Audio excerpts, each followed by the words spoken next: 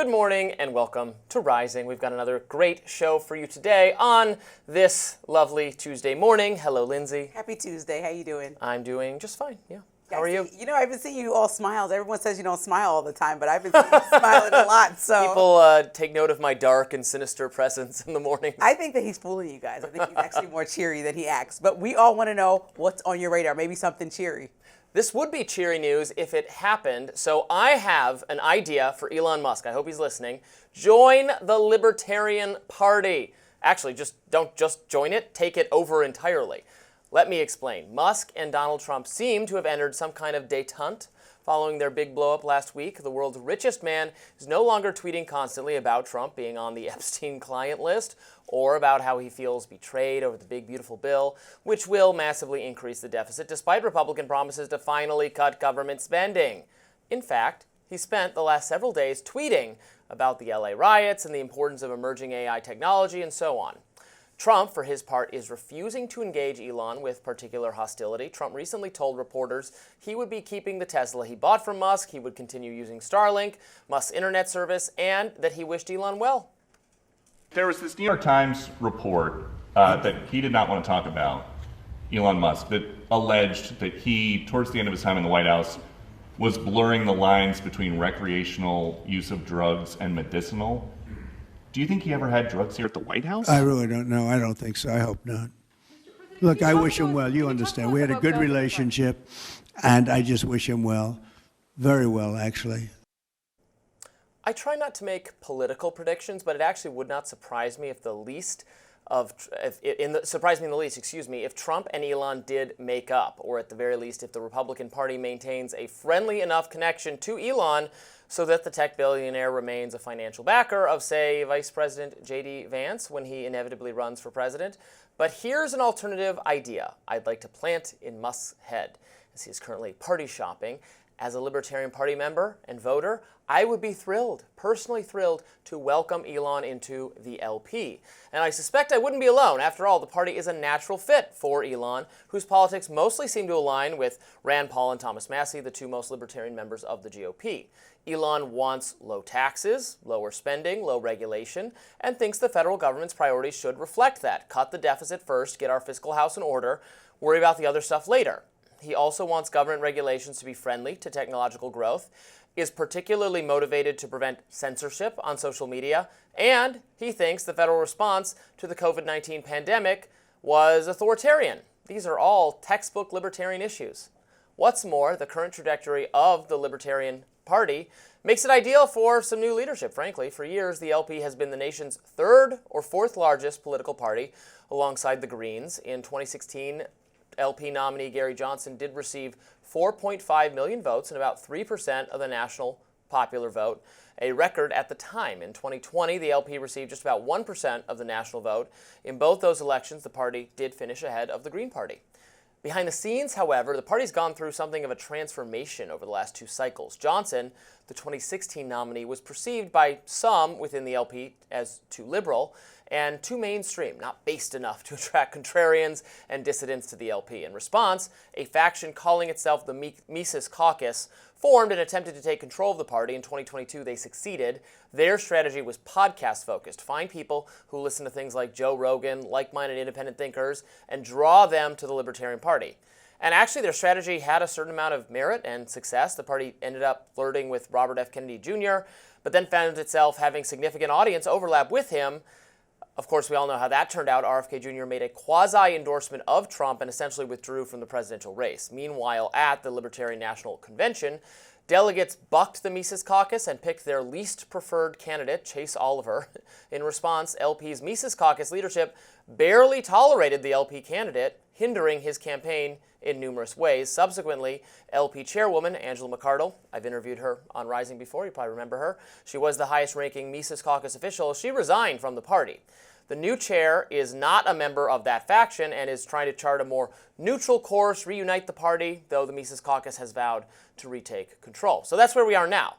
The LP could use some new people, some new leadership, some new direction, probably a new infusion of cash. If Elon Musk really wants to make Republicans sorry that they failed to live up to his expectations and cut government spending, but he quite rationally believes Democrats will never, ever, ever do better, ever, ever, ever, he might find he has most in common with the ticket that gets my vote every year, the Libertarians. Take him away, please. Have him. Oh, yeah, okay. Please, Elon Musk, go. You're not fighting for custody of Elon Nope, whatsoever. have him and enjoy. I don't think that he belongs to the Democratic Party. I think that he said out of his own mouth, he's uninterested in ever donating as much money as he donated to Trump again. So I doubt that he's going to find it in the Republican Party, the Democratic Party, or the Libertarian Party, or even the Green Party. I just think that he left Washington so annoyed that all this disdain was placed on him and his businesses because of decisions that he actively discussed with President Trump, and it not going that way, that he has no interest in joining a party, let alone I think a party that is not really competing out of the top two. When it comes down to the presidential ticket, there's not like libertarian candidate that's ever been. I mean, 3% is nice and no disrespect at all. That's third place. I know, but come on. So what he's going to do is successfully spend his fortune, let's say, on the Libertarian Party and then cause a wedge for some of the issues that may actually get through for conservatives that may want him in office. So what he will do is just take away some of those votes because, like you said, I think libertarians are in line with a lot of Elon Musk, who naturally, because of the last 5-6 months, are in line with President Trump and Republicans. So that's where they would come from. I don't think they would come from the Democratic Party. So I just think it would just cause a huge wedge in the midterms and then the major election. And I also think that well, that's the point. Punish Republicans for not doing what they promised then Democrats to will do. be in office, Elon so that's to what do. you're asking. You punished them for a cycle. Oh, you're going to add to the deficit? You're not going to do any of the things we wanted you to do? Okay, then I'm going to fund this other little party that actually does believe in those things. And if I pull votes for the Republicans and they get hurt a little bit, they'll learn their lesson. And next time, they'll actually listen to not just their biggest donor, Elon Musk, but the voters who want the deficit addressed. They got to learn their lesson. You got to spank them. You got to spank them.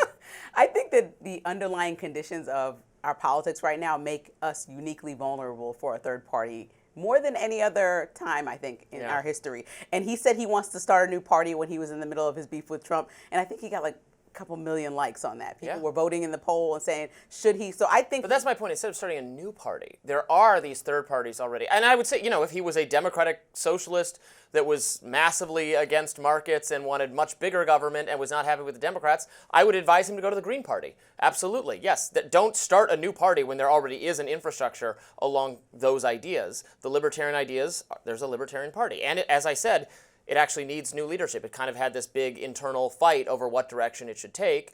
And so it's ripe for someone like Elon Musk to come in. We keep having these conversations about are young people over the two-party system? Mm-hmm. Where are people at with the two-party system? They're so over why do you? it. I know, but even if they it. are, why do you think? I don't think people are as knowledgeable. And correct me if you think I'm wrong about the Green or Libertarian parties as this mass should be. If there's this exodus that is happening in people's minds, I don't think they know exactly where to go after that. Well, it doesn't help that the mainstream media, which for decades has had a stranglehold on the discourse, ignores third parties to an unfathomable degree. They get no attention. Libertarians and Greens get no attention whatsoever from mainstream news organizations. It's appalling. They get a little bit of attention from independent podcast type things, from the new media ecosystem, which is good. The problem is when push comes to shove, our system is so designed to have two parties. It's not designed intentionally to have two parties, but the incentives are the first past the post, majority rules. In other governing systems, you have a bunch of third parties because if whatever party gets 3% of the vote, then they end up with 3% of the seats in the government. In our system, you can get 49% of the vote and get 0 seats in the government, right? So it encourages you to consolidate behind just one or the other. So unless reforms are made to our system, I don't ever expect a third party, as much as I would like it and support it, to do really, really well. But having a billionaire, highly motivated, someone who owns a social media site, one of the most important social media sites for pumping out political ideas, he could make a difference. So we'll have to see. Elon Musk, get with Robby, call him up. Call me up. California Governor Gavin Newsom is not backing down, hitting back hard at Trump after a massive escalation in their battle over the LA protests. Stay with us.